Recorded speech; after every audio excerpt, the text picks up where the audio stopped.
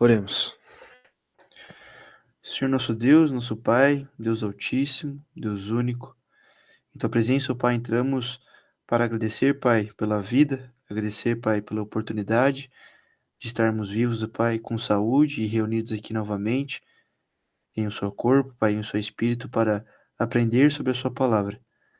Agradecemos, ó Pai, por todas as coisas boas e as coisas ruins que acontecem no nosso dia a dia também, pois sabemos que tudo faz parte do plano eterno da salvação.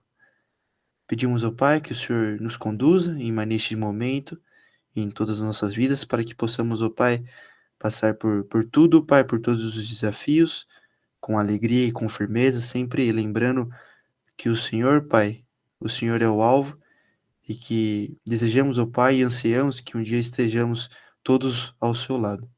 Pedimos ao Pai que o Senhor conduza essa aula, o Daniel, que dará início, Pai, novamente, de certa forma, ao livro de Apocalipse, que possamos, ó Pai, aprender muito, tirar muitas lições e que podemos, ó Pai, quer dizer, não podemos, ó Pai, guardar esse ensinamento, mas sim propagar àqueles que ainda não conhecem e mostrar a verdadeira verdade desse livro, Pai, que é tão grandioso e que tem tantos ensinamentos, Pai, que nos dão, Pai, uma luz e esperança sobre a sua vinda, sobre a sua volta.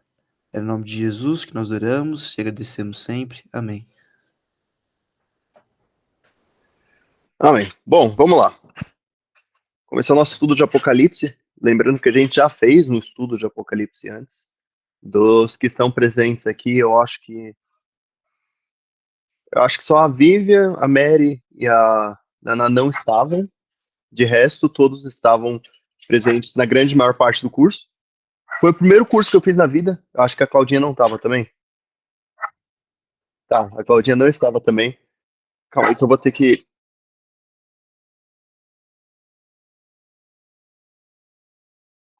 Participação especial de Simba e Kira. Então, esses aqui são comentaristas natos. Eles comentam sempre que eu dou uma aula, sempre que eu vou fazer um comentário, eles podem estar no fundo comentando em cima. Bom, vamos lá. Foi o primeiro curso que eu dei. Então, quando eu dei o curso daquela vez, eu estava um pouquinho nervoso. Então, muitas aulas foram mal feitas. A palavra certa é mal feitas. E agora, desde faz um ano que eu dei esse curso, então eu estudei um pouquinho mais. De uma coisa ou outra. Porque eu sinto que precisamos desmistificar muita coisa desse livro. Quando eu enviei as perguntas lá, muitas respostas foram: eu não leio porque eu não entendo a simbologia, ou eu fico confuso quanto o que o livro quer dizer, ou qualquer mensagem que o livro quer passar, e é justamente esse o objetivo desse estudo. Quando a gente lê Apocalipse, a gente vai ver que não é nada muito grandioso. É muito lindo o que está sendo dito, mas não é nada muito grandioso, não é nada muito absurdo. Então, a gente pode tirar da cabeça que esse é um livro impossível de se entender. Vou ser honesto com vocês que tem muitas coisas no livro que eu ainda não entendo. Fala, Tiesco. Bom? Opa, tudo bom, gente? Graças a Deus. Muito bom ter você aqui com a gente. Obrigado. Muita coisa do livro eu ainda não entendo. E tem coisas que eu acho que nunca vamos entender até Cristo voltar. Que aí a gente, de fato, vai poder entender uma parte do que é descrito aqui nesse livro de Apocalipse. Vamos lá. Apocalipse é o último livro do Novo Testamento. Não só o último livro na ordem que nós temos, mas o último livro a ser escrito também. Alguém sabe quem foi o autor deste livro? Deus. Apóstolo João? As duas respostas estão corretas. Deus, em sua mente perfeita, ele passou as mensagens para um anjo. Jesus passou as mensagens para um anjo, que passou as mensagens para João. E João escreveu tudo isso. Alguém sabe aonde ele escreveu isso? Patmos. Na ilha de Patmos. Em prisão. Sim. Muito provavelmente a carta foi escrita entre o ano 94 e 96 depois de Cristo, finalzinho ali do primeiro século. É debatível aonde a carta foi escrita. Há aqueles que acreditam que a carta foi escrita, na verdade, em Éfeso, depois que João voltou para Éfeso. E que ele recebeu toda essa revelação lá em Patmos e, certamente, tendo o dom de Deus e sendo abençoado, ele se recordou e escreveu em Éfeso. Mas, para o nosso estudo, vamos levar que foi em Patmos, porque é o mais plausível. É o que eu acredito que seja verdade. Porque depois, em Éfeso, ele estava muito velho para escrever com tanta tranquilidade e lucidez. Lembrando que o livro de Apocalipse foi escrito ali no final do primeiro século, onde estava se intensificando a perseguição a cristãos. Então, muito da maneira que é escrito é justamente para só os cristãos da época entenderem. Se nós formos observar os patrícios da igreja, os cristãos do segundo século, eles majoritariamente acreditavam esse livro a João e acreditavam que foi escrito na ilha de Patmos. Então, vamos levar isso como base do nosso estudo, tá bom? Para quem não sabe, a ilha de Patmos fica pertinho de Éfeso.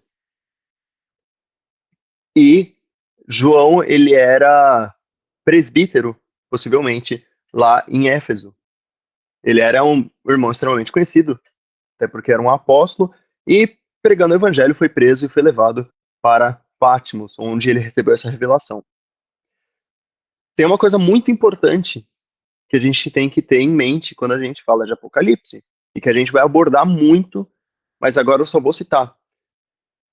Apocalipse é um livro simbólico. Vou pegar.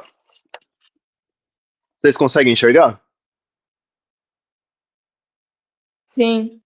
O que é isso daqui? Estrela de Davi. Perfeito.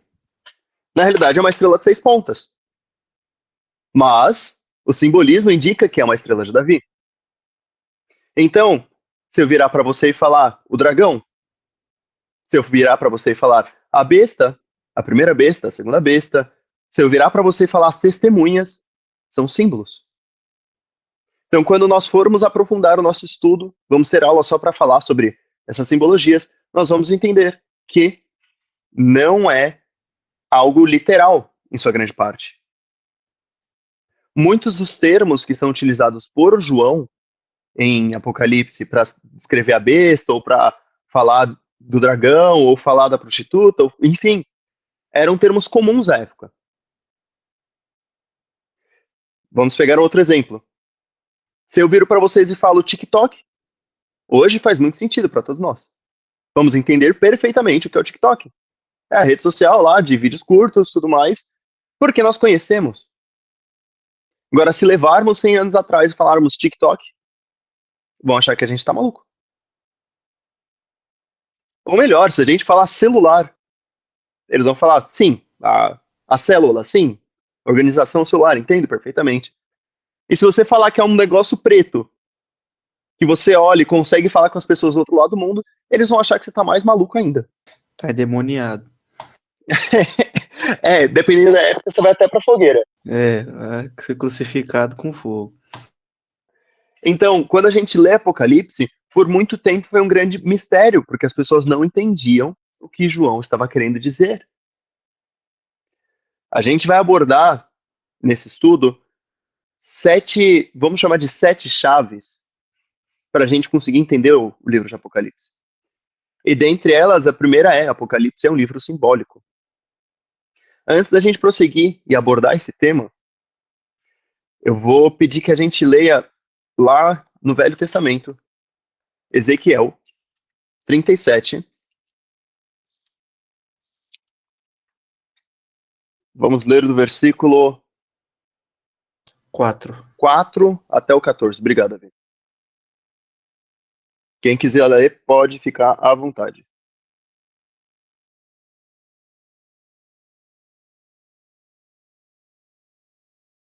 É do 4 até qual? 14? Isso. Beleza. Então ele me disse: profetize a estes ossos e diga-lhes: ossos secos, ouçam a palavra do Senhor. Assim diz o soberano Senhor a estes ossos: farei um espírito entrar em vocês, e vocês terão vida. Porei tendões em vocês, farei aparecer carne sobre vocês, e os cobrirei com pele. Porei um espírito em vocês, e vocês terão vida. Então saberão que eu sou o Senhor. Assim profetizei conforme a ordem recebida. Enquanto eu profetizava, houve um barulho, um chocalhar, de forma que os ossos se juntaram, osso com osso. Olhei e os ossos foram cobertos de tendões e de carne e depois de pele, mas não havia espírito neles. A seguir, ele me disse: Profetize o espírito. Profetize, filho do homem, e diga-lhe que assim diz o soberano Senhor: Venha, desde os quatro ventos, ó Espírito, e sopre dentre desses mortos para que vivam. Profetizei conforme a ordem recebida e o Espírito entrou neles. Eles receberam vida e se puseram em pé. Era um exército enorme. Então ele me disse: Filho do homem, estes ossos são todos os israelitas. Eles dizem: Os nossos ossos se secaram e a nossa esperança desvaneceu-se. Fomos exterminados. Por isso, profetize e diga-lhes que assim diz o soberano Senhor: Ó, meu povo, vou abrir os seus túmulos e fazê-los sair. Trarei vocês de volta à terra de Israel. Quando eu abrir os seus túmulos e os fizer sair, vocês, meu povo, saberão que eu sou o Senhor. Porei o meu espírito em vocês e vocês viverão, e eu os estabelecerei na sua própria terra. Então vocês saberão que eu, o Senhor, falei e fiz, declara o Senhor. Muito obrigado, Carolzinha. Quem entende, quem já estudou um pouco sobre profecia, pode estar se perguntando por que eu escolhi essa para nós abordarmos. Essa é uma profecia muito interessante, uma das minhas favoritas do Velho Testamento, não só pelo épico que você tem, porque Ezequiel foi levado para um vale de ossos e o Espírito de Deus falou por meio do seu Espírito para ele profetizar para esses ossos que esses ossos vão ter carne, tendão, pele e vão viver. Ezequiel, obviamente, olhou, tá bom, vou cumprir ordens. E deve ter ficado um pouco confuso antes de receber o que significava. Então ele recebe o significado. Deus estava dizendo para ele, olha, estes ossos secos que criaram vida são o povo de Israel. O povo de Israel estava exilado, o povo de Israel estava desanimado, estava desamparado e precisava desse reavivamento. Precisava receber de volta a Deus e precisava voltar a viver. E isso, assim como na maioria das profecias do Velho Testamento, tem duas conclusões. A primeira sendo imediata, sendo quando o povo volta do exílio, e a segunda lá para frente, apontando para Cristo. A segunda se conclui quando o Espírito Santo vem. Se nós lermos ali, porém, no versículo 14, porém meu Espírito em vocês e vocês viverão. Eu os estabelecerei em vossa própria terra. Então vocês saberão que eu, o Senhor, falei e fiz. Palavra do Senhor. Se nós formos olhar, por exemplo, em Hebreus, nós vamos ver que Jesus Cristo é o porta-voz perfeito de Deus. É Ele que nos traz o Espírito Santo. Por meio de Jesus Cristo, nós recebemos o Espírito Santo e lá em Atos 2 o Espírito Santo vem a todos no dia de Pentecostes. Então, o que eu quero dizer com isso? Profecias não devem ser interpretadas fora do seu devido tempo. Se nós tirarmos essa profecia de contexto, a gente pode falar um monte de coisa. A gente pode inventar um monte de balela. Falar o que bem entender, sem considerar que a conclusão se deu já. As profecias que nós temos no livro do Testamento, e eu vou usar a palavra se agora, se elas já foram concluídas, nós já vamos saber o que aconteceu. Se elas não foram concluídas, nós não devemos interpretá-las ainda. Eu me arrisco a dizer que 90% do livro de Apocalipse já se concluiu. Não levem minhas palavras como absoluta e como doutrina. A palavra de Deus deve ser absoluta e doutrina. Mas me arrisco a dizer que 90% do livro de Apocalipse já ocorreu. Se nós lermos do capítulo 1 até o finalzinho ali no capítulo 19, tudo já foi concluído. Certamente, eu acredito que tudo já tenha sido concluído.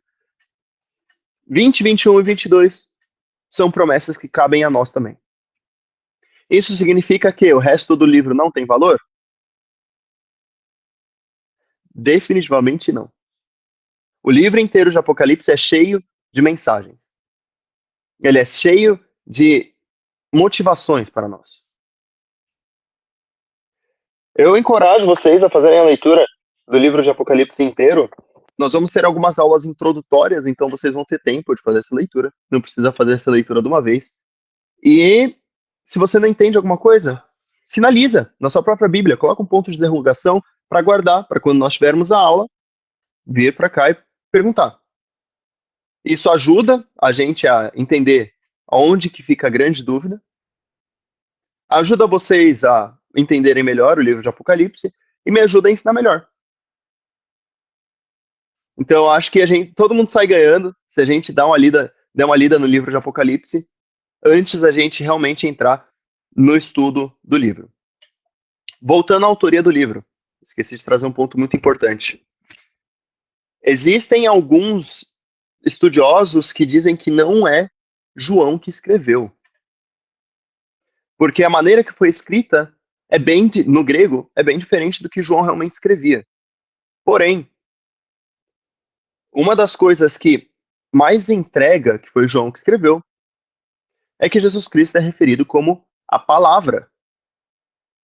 Tanto, acho que no capítulo 1, no capítulo 4 e lá no capítulo 22 de Apocalipse, Jesus é referido como a palavra, como o verbo.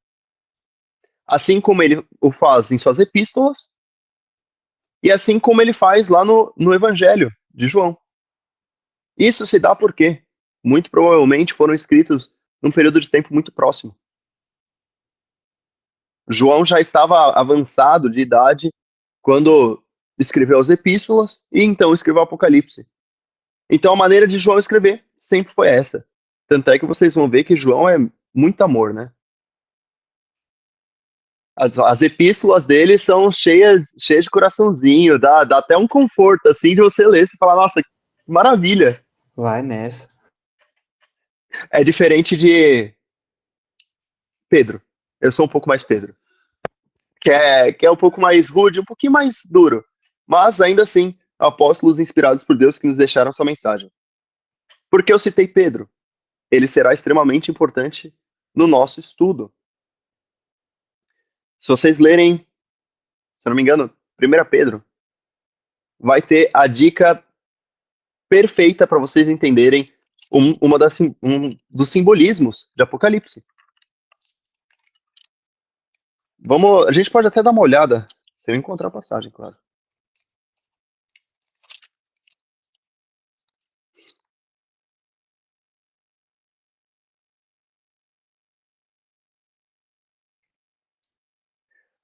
Enfim, depois eu mando a passagem lá no grupo, mas Pedro deixa bem claro o que seria a Babilônia.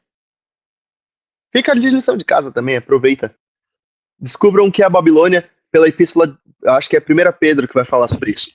É bem simples. Muitas das simbologias são muito simples e algumas o próprio livro de Apocalipse já entrega. Algumas só de você bater o olho, você lê 5 versículos depois, você já vai entender o que significa. Perfeito? Vamos lá. Em Apocalipse nós temos diversas interpretações, mas vamos dizer que acho que são 5 principais. Não vou lembrar de todas, mas são 5 principais. A primeira seria que o livro fala sobre a queda de Roma. A segunda diz que é sobre eventos futuros. E eu falei que eu ia esquecer. A terceira destruição de Jerusalém. Perfeito. O Davi, vamos lá, Davi, você consegue. A quarta, eu acho que é princípios. Que é a interpretação filosófica de Isso. Apocalipse, onde diz que tudo é uma mensagem filosófica e tudo mais. E a quinta prediz a história mundial. Isso. É uma que que prediz a história mundial. E, se eu não me engano, de acordo com essa, a gente estaria ali por volta do capítulo 4 ou 5. Eles acham que tudo segue uma linha e, enfim. No decorrer do nosso estudo, a gente vai chegar a uma conclusão sobre qual dessas é a mais viável quando você lê de forma séria, quando você lê levando apenas a escritura em consideração. Vou dar um pequeno spoiler, fala sobre a queda de Roma. Agora eu não vou explicar por que falar da queda de Roma, senão vai acabar a graça do nosso estudo. Nem adianta a gente estudar, a gente encerra aqui, cada um para sua cama. Bom, vamos ler o capítulo 1, versículo de 1 a 3, que vai ser chave para a introdução do nosso estudo. Posso ler. Apocalipse, capítulo 1, versículo de 1 a 3. Revelação de Jesus Cristo, que Deus lhe deu para mostrar aos seus servos e que em breve há de acontecer. Ele enviou o seu anjo para torná-la conhecida ao seu servo João, que dá testemunho de tudo o que viu, isto é, a palavra de Deus e testemunho de Jesus Cristo. Feliz aquele que lê as palavras dessa profecia, e felizes aqueles que ouvem e guardam o que nela está escrito, porque o tempo está próximo. Perfeito. Se você puder ler para a gente também o versículo 19 para a gente. Claro. Versículo 19. Escreva, pois, as coisas que você viu, tanto as presentes como as que acontecerão. Perfeito, muito obrigado. Vamos tratar em partes. Capítulo 1, versículo 1. Revelação de Jesus Cristo. Vamos pausar aí. A palavra revelação é Apocalipse. Então, o livro de Apocalipse é uma revelação. Vindo de onde? Uma revelação de homens? Não. Vinda diretamente de Jesus Cristo, que Deus lhe deu para mostrar aos seus servos, o que em breve há de acontecer. Então, só a gente lendo aqui, a gente já mata de uma vez. É algo que em breve há de acontecer. E voltando à datação, a gente já mata outra. Se foi escrita entre 94 e 96 depois de Cristo, não tem como se tratar da queda do Templo de Jerusalém, da destruição de Jerusalém. Jerusalém já havia sido destruída há muito tempo, há pelo menos uns 10, 20 anos. Então, chegamos à inevitável conclusão de que está chegando perto ali do que a gente acredita que é a base do nosso estudo. Vamos continuar o versículo. Ele enviou o seu anjo para torná-la conhecida, seu servo João. A palavra anjo, em Apocalipse, ela é constantemente utilizada. No capítulo 2 e no capítulo 3, a gente vai ver bastante isso. Há momentos em que a palavra anjo vai significar, sim, a criatura sobrenatural, o ser divino. Mas há momentos que vai significar mensageiro, porque a palavra anjo, no grego, significa mensagem ou mensageiro. Se levarmos, por exemplo, o que significa evangelho, são as boas notícias, a boa mensagem. Então, aqui no caso, claro, está falando anjo no sentido da criatura espiritual. Perfeito? Aqueles que são utilizados como mensageiros desde o Velho Testamento, está sendo utilizado aqui.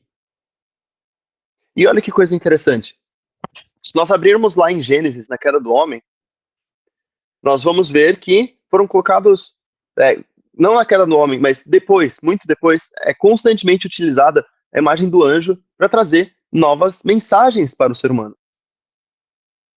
Então, da mesma maneira que no começo, anjos trazem a mensagem a homens, no fim do livro, anjos estão trazendo mensagens a homens também. É só um paralelismo bem legal da gente pensar que Deus utilizou anjos o tempo todo. Anjos são utilizados, nós somos anjos de Deus quando transmitimos a mensagem, e sempre foram utilizados para transmitir a palavra de Deus. Aqui era necessário que um anjo falasse por intermédio de Jesus, porque Jesus já havia ascendido aos céus e não era hora dele voltar ainda. Então a mensagem precisava ser transmitida por meio de um mensageiro capacitado para isso. E neste caso, um anjo. Perfeito? Vamos seguir a leitura. Que dá testemunho de tudo o que viu. Isso é, a palavra de Deus e o testemunho de Jesus Cristo. Tudo o que vamos ver aqui são perfeito. Tiesco tá fazendo lição de casa rápida, hein? 1 Pedro 5,13, a Babilônia é indicada como Roma. Então, a gente já matou essa, a gente já sabe quem é Babilônia. Mas a gente vai abordar de novo, porque tem gente que não tá aqui na aula e vai precisar saber. Vamos lá. Dá testemunho de tudo o que viu. João realmente viu tudo que ele escreveu. E muitas das coisas que ele escreveu, principalmente quando chegarmos no final, a gente pode entender que era uma visão limitada sobre o que ele podia descrever. Porque ele viu com seus olhos humanos. Imagina você ver tudo que está escrito aqui e escrever. Principalmente mais para frente, que ele vê a cidade santa, Nova Jerusalém. Imagina tentar descrever o lar eterno para um ser humano. Certamente, se eu virar para você e falar, você vai ficar rico, diferentes visões vão surgir. Alguns vão falar, eu tô morando numa fazenda com todos os hectares possíveis e vivendo a vida boa. Outros vão pensar em uma mansão à beira da praia em Miami. Alguns vão ter a visão de, nossa, vou ter um prédio na Faria Lima e vou ficar ali com meu terno e gravata tomando um café, vendo toda a bagunça da cidade. Diferentes maneiras, mas todas descrevem a riqueza. Então, quando João, lá no finalzinho de Apocalipse, ele descreve aquilo, ele está mostrando o quão gloriosa é a nossa morada celestial, será a nossa morada celestial. Então, quando fizermos a leitura, vai demorar bastante para a gente chegar lá, mas não deve ser visto de forma literal. Apesar de que, se nós olharmos de forma literal, já é um negócio absurdo. Já é de explodir a mente. Mas mesmo assim, não é literal. É algo simbólico. Porque Apocalipse é um livro cheio de símbolos. E esta é a nossa primeira chave. Versículo 3 nos traz a melhor coisa que temos sobre o livro de Apocalipse. Feliz aquele que lê as palavras dessa profecia. E felizes aqueles que ouvem e guardam o que nela está escrito. Porque o tempo está próximo. Vamos trabalhar em partes? Porque é um texto que tem muita coisa a se falar. Feliz é aquele que lê as palavras dessa profecia. Felizes devemos ser porque nós lemos isso. E para um povo que estava sendo perseguido na época, devia ser grande motivo de alegria o que estava para ser descrito por João. Sim, claro, eles seriam perseguidos. Sim, claro, eles iriam morrer. Eles seriam testemunho de Jesus Cristo na terra. Lembrando, a palavra testemunho vem da palavra mártir. Os dois têm a mesma raiz. Eles serão martirizados pela causa de Cristo. E que grande alegria. Que grande alegria poder pregar a palavra do Senhor até o último momento da nossa vida. Então, quando nós lemos isso aqui, não devemos ter medo. Não devemos olhar para essa mensagem e falar, nossa, tem tanta coisa que eu não entendo. Nossa, tem tanta coisa que parece ser assustadora. Tem uma besta saindo do mar, tem uma besta saindo da terra. Que coisa é essa? Não, é grande motivo de alegria. O livro de Apocalipse, a revelação que Jesus Cristo deu a João, por meio de um anjo, é uma mensagem de alegria. Não é uma mensagem para botar medo na gente, até porque somos cristãos. E se nós formos ser perseguidos, se nós formos passar pelo que está escrito aqui, grande motivo de alegria deve ser. É difícil a gente levar isso para a nossa realidade, até porque olha a liberdade que a gente tem aqui. A gente está numa sala no Google Meet, tem gente em São Paulo, Santa Isabel, Londrina, São Paulo inteiro.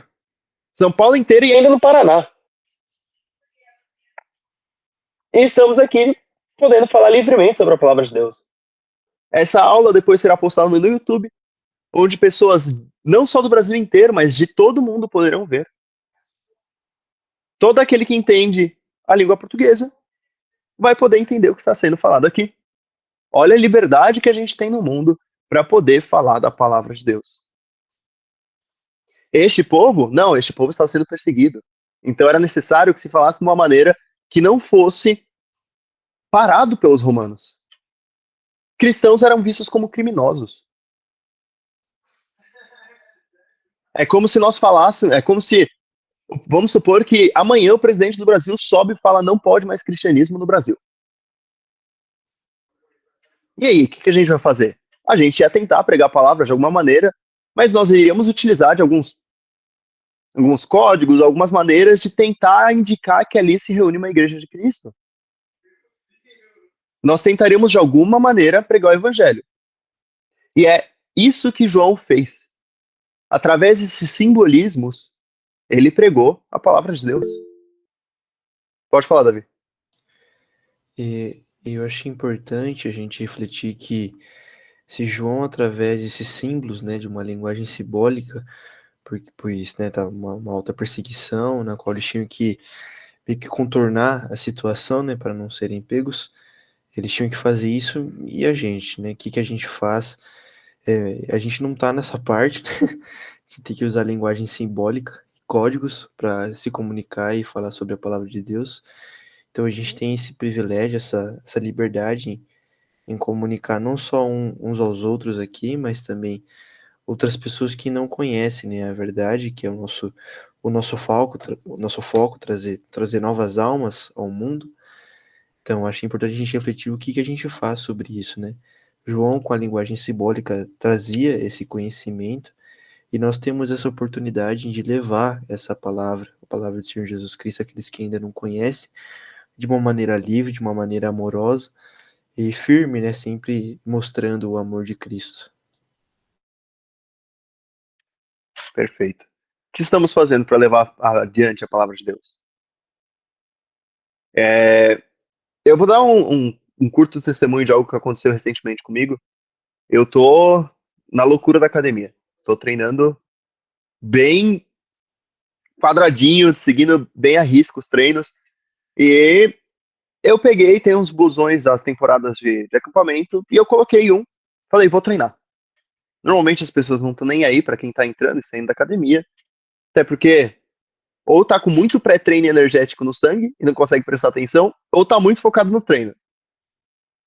Então, entrei, fui fazendo meu treino, e dois jovens estavam treinando ali do lado. Um deles pegou e falou, ô, esse blusão aí, o que significa? Aí eu, tem um retiro de jovens que acontece semestralmente e tudo mais. E foi o tema de uma das temporadas. A gente aprendeu a estudar a Bíblia como se fosse algo interessante, como se fosse algo realmente muito bom. Teve um panorama bíblico e tal. Ele, como que eu posso fazer para participar? Aí na hora a perna dá até aquela tremida, né? Eu fiquei, eita, rapaz, como que eu vou falar? Aí eu, não, faz o seguinte, me passa o contato, a gente vai conversando e tal. Estamos conversando. Então, se nós realmente quisermos, Deus vai nos dar oportunidade de pregar o evangelho dele. No lugar mais aleatório possível, a academia, me surgiu a oportunidade, e eu entendo que eu não posso perder a oportunidade de pregar o evangelho. Gosto muito das cartas de Paulo a Timóteo, porque ele deixa bem claro que devemos pregar o evangelho a qualquer momento. E a principal maneira que temos de pregar o evangelho é através da nossa vida. Voltando aqui a Apocalipse. Vamos voltar para a parte B do versículo. E felizes aqueles que ouvem e guardam o que nela está escrito. Devemos guardar esta palavra no nosso coração. Devemos estar certos do que está escrito aqui. O capítulo 2 e o capítulo 3 vão trazer grandes encorajamentos para nós. Grandes motivadores para nós. E, da mesma maneira, todo o livro de Apocalipse vai trazer grandes motivos de grande alegria para nós. E se guardarmos isso, vamos estar um pouquinho mais perto de Deus. Eu gosto de entender assim. Porque vamos nos alegrar ainda mais com a palavra dele. Da mesma maneira que devemos nos alegrar com a palavra de Deus descrita aqui no livro de Apocalipse, devemos nos alegrar em toda a sua palavra. Sim, inclusive quando a palavra nos exorta. Inclusive quando a palavra de Deus toca naquele pecadinho que incomoda. Principalmente aí devemos nos alegrar. Porque isso demonstra o grandioso amor que ele tem por nós. E voltando, e para um povo que estava sendo perseguido, Exato, 1 Coríntios 9,16. Ai de mim se eu não pregar o evangelho. Voltando para um povo que estava sendo perseguido, que estava sendo martirizado pela causa de Cristo, eles poderiam muito bem enxergar isso como algo horrível. Eles poderiam enxergar como um castigo de Deus. Assim como algumas pessoas pensam, eu estou doente, Deus está me castigando. Eles poderiam enxergar que essa perseguição do Império Romano sobre os cristãos era um castigo. Pode falar, Mary.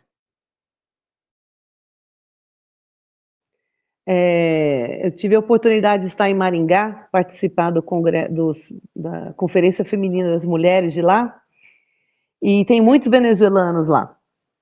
E uma coisa que eu percebi é a fome, a força de vontade que eles têm de pregar o evangelho, ela supera a vontade de nós que estamos aqui no Brasil. Eles têm, parece que é um medo de se não pregar, as pessoas vão se perder. E nós aqui que estamos muito acomodados no Brasil. Às vezes eu me pergunto se, às vezes, a guerra não é necessária para dar uma chacoalhada no povo cristão, para ver se realmente eles saem do conforto e do comodismo e voltam a fazer exatamente o que deveriam fazer sempre, que é pregar o evangelho o tempo inteiro.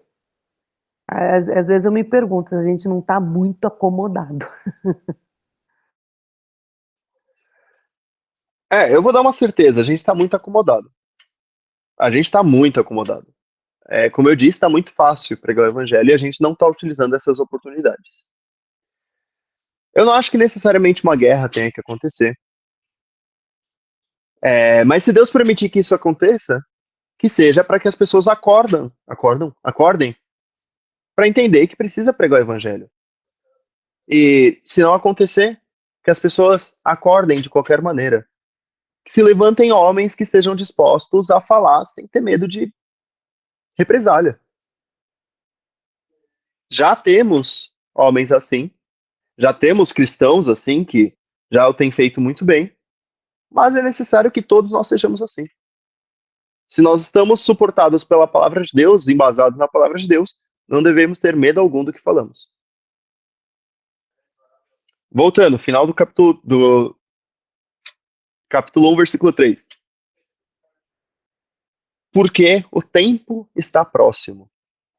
Essa expressão, o tempo está próximo, ela gera muita confusão.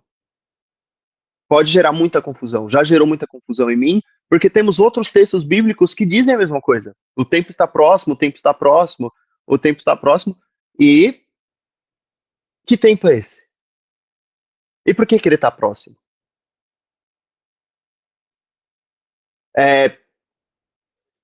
Uma das expressões que temos é últimos dias, que é muito relativa a essa expressão. Alguém saberia me dizer o que significa?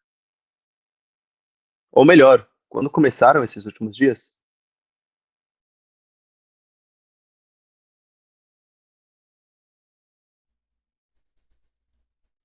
Os últimos dias são os últimos dias são os últimos dias da Terra antes que Jesus retorne pela segunda vez, e isso iniciou no momento em que ele foi ascendido ao céu. Eu ia falar depois da ressurreição, mas ele falou mais bonito. Perfeito. Você começou falando, aí eu falei, ixi, será que ele vai falar incompleto? Vou ter que dar uma nota 5? Não, nota 10. Muito bom. O tempo que está próximo é a volta de Cristo. E por que está próximo? Porque não sabemos quando ele vai retornar. Não sabemos.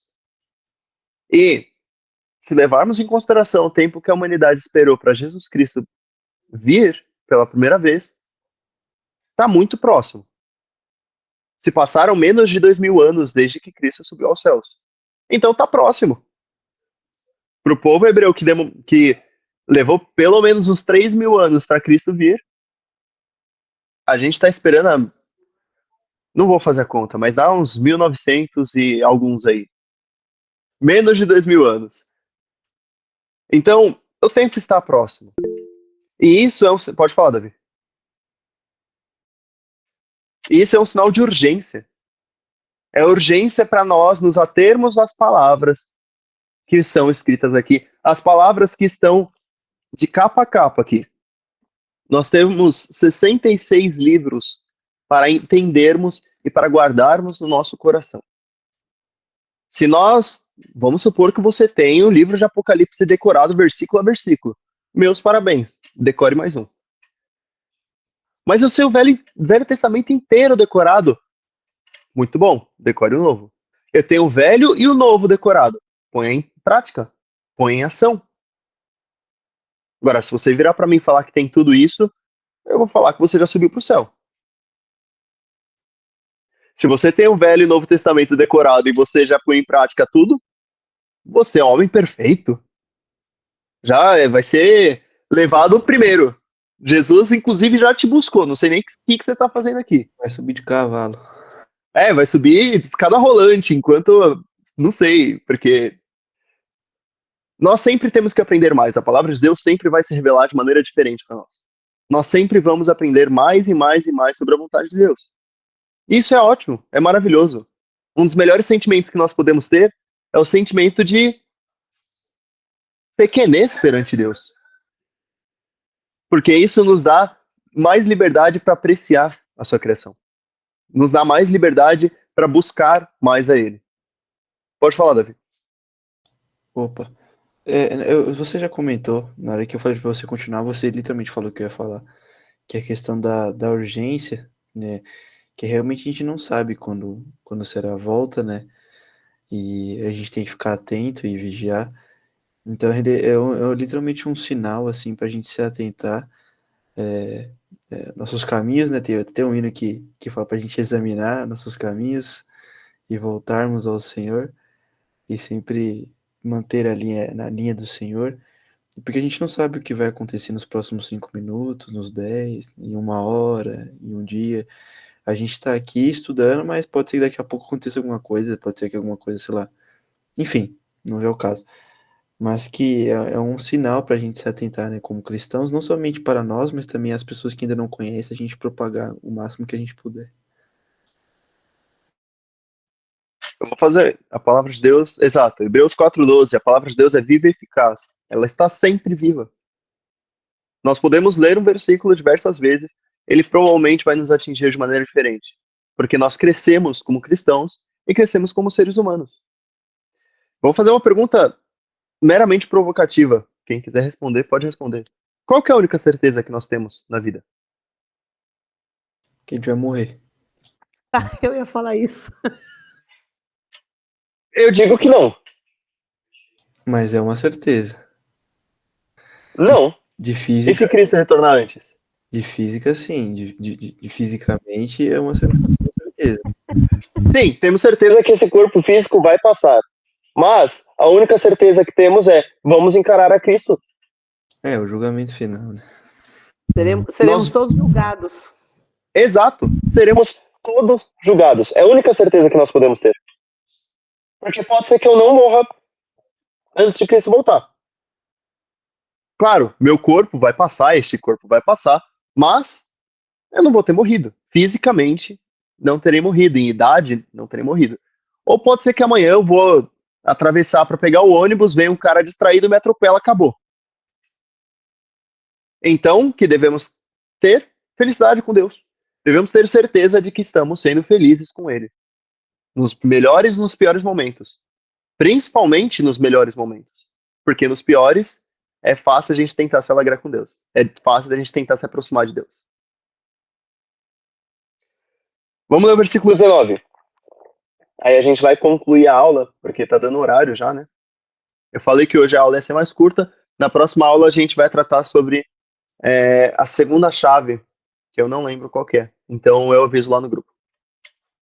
Vocês podem ver que eu tenho memória muito boa. Memória invejável. Eu acabei de ler o script da aula e eu não lembro o que eu escrevi. Versículo 19. Escreva, pois, as coisas que você viu, tanto as presentes como as que acontecerão. Escreva as coisas que você viu. Quando nós entrarmos no capítulo 1, nós vamos ver que João já havia visto algo antes desse texto. Eu não vou dar spoiler sobre o que é, senão vai perder a graça do nosso estudo. Mas João já havia visto algo e ele tinha que escrever o que ele viu. E ele deveria escrever as coisas as coisas presentes e as coisas que acontecerão. E aí entra a divisão do nosso estudo. O nosso estudo vai ter 3 principais divisões quando nós entrarmos no livro. O capítulo 1, as coisas que João viu. Capítulo 2, as coisas presentes. 2 e 3, as coisas presentes. Do capítulo 4 ao capítulo 22, as coisas que acontecerão. E dentro dessas coisas que acontecerão, nós vamos dividir em 2 principais partes. Do 4 ao 11, se eu não me engano, é a primeira parte. E do 12 ao 22 é a segunda parte do nosso estudo. É importante nós entendermos que capítulo 1, 100% concluído. João mesmo já estava vendo o que aconteceu e já foi concluído ali. Capítulo 2 e 3 são as coisas que estavam acontecendo nas 7 igrejas. Que nós vamos ver quais são essas 7 igrejas quando entrarmos no capítulo 2 e no capítulo 3. Do capítulo 4 até, acho que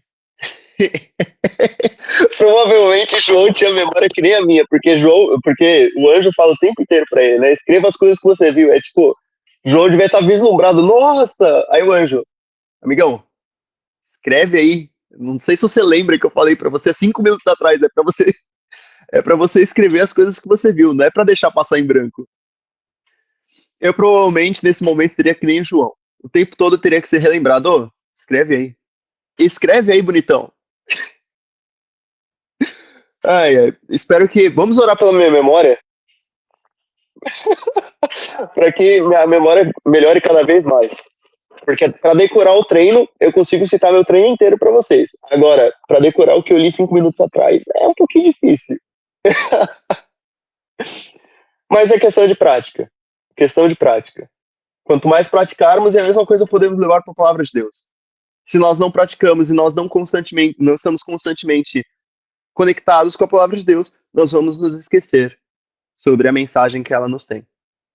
E a mesma mensagem que vai de Gênesis a Apocalipse. Uma mensagem de salvação. Uma mensagem de conforto para nós. Apocalipse nós poderíamos colocar um outro título. Carta de conforto aos cristãos. Poderíamos falar dessa maneira. Poderíamos falar que Apocalipse é uma carta de conforto aos cristãos. E no decorrer do nosso estudo, nós vamos entender por que é uma carta de conforto. E o que desse conforto nós podemos trazer para nós. Vai ser um estudo maçante. Eu dou esse spoiler para vocês. Vão ter capítulos que a gente vai ter que quebrar em 3, 4 partes. O próprio capítulo 2 a gente vai ter que estudar a igreja, capítulo 3, igreja. Vão ter capítulos que a gente vai ter que fazer pela metade. Vai ter capítulo que a gente vai fazer em 40 minutos. Porque é muito curto. Mas estejam com a Bíblia em mãos. Porque a gente vai correr bastante pela Bíblia. O livro de Apocalipse tem muitas referências do Velho Testamento e muitas referências do próprio Novo Testamento. Então, é bom a gente ter a Bíblia em mãos. Não só para estudo, né, gente? Vocês deviam ter a Bíblia em mãos o tempo todo. Mas, enfim, se preparem, vai ser um estudo interessante.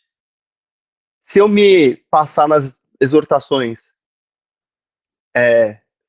mal de Daniel, eu não consigo evitar, às vezes eu sou um pouquinho duro, mas tentarei ser, carrega a palavra no coração. Ô, glória! Eu tentarei ser o mais manso e suave possível nas palavras aqui. Mas teremos momentos onde a própria palavra de Deus vai ser dura conosco. Porque o livro de Apocalipse é um livro muito exortativo também. Então, não só de conforto, mas de encorajamento aos cristãos. Alguém tem alguma dúvida sobre o que a gente falou hoje? Quer adicionar algum comentário? Eu passo a chave Pix para vocês depois. Vocês podem ficar à vontade, viu, para ofertar. Ofertas pronto. de no mínimo uns 10 mil reais, tá bom, gente? Deixa eu apresentar um livro, Bíblia também. Não sei se você conhece. Não conheço. Você vai conhecer, cara. Bom, aqui. Não comenta. Pode falar, Tisco. Estava tentando levantar a mão para poder falar, mas já descobri aqui. Não, Daniel, só um comentário muito pequeno, mas acho que vale muito a pena. Deixa eu ver como é que faz para tirar minha mão daqui, peraí. Ao meu ver, assim, Apocalipse vai mostrar para nós que viver é bom, mas como que é? Agora esqueci o... Viver é Cristo, morrer é lucro? Isso, exatamente. Eu vou brincar. Viver é Cristo, morrer é lucro. Os irmãos, para quem a carta estava sendo escrita diretamente naquele momento de muito sofrimento, e a gente vai ver isso no livro todo, eles entenderam exatamente isso, né? Que morrer para eles era o maior lucro. Mas morrer em Cristo, claro, né? Para aqueles que morreram confessando Jesus. Eu acho que para nós essa é uma das grandes mensagens do livro também, e por isso é um motivo de grande alegria, e não de medo, né? Mas de alegria, porque essa revelação do Senhor através de João nos traz esse conforto. A gente morrer em Cristo, cara, pode ser naquela época, nessa época, no futuro, daqui 1000 anos, é lucro. É lucro. Morrer vai ser sempre lucro, desde que seja em Cristo. Amém. O Tisco tá disputando comigo para ver quem tem a melhor memória. Não, a memória de vocês está péssima. Mas você viu que mesmo não tendo muito boa memória, João foi um grande homem de Deus, então nós podemos também. Se um anjo falar com você, Há esperança. A esperança ainda. Bom, enfim, pessoal. Se ninguém tiver mais nenhum comentário, eu vou pedir que um varão faça uma oração para a gente encerrar a aula. E semana que vem, mesmo horário. Encorajem as pessoas a participarem.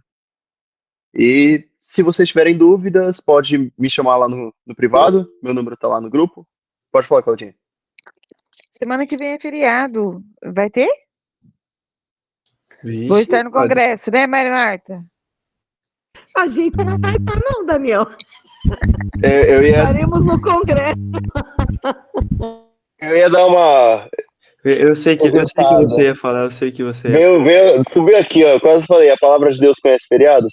Mas tudo bem, vai ter o congresso. Se não tivesse nenhum evento da igreja, não haveria desculpa para não termos o estudo. Com certeza. Obrigada pelo amor com as mulheres, eu agradeço. Tá bom. Você não viu coisa. Dessa vez. 50. Enfim. Então, provavelmente não teremos semana que vem.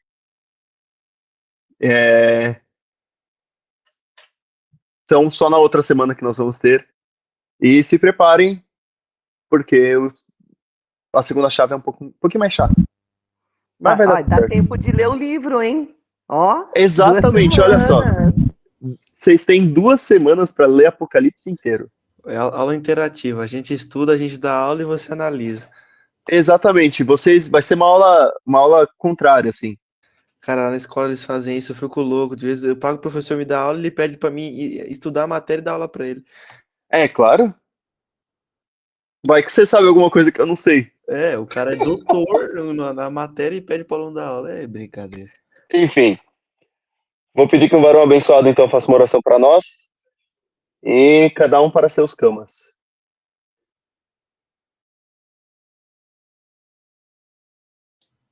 Varões.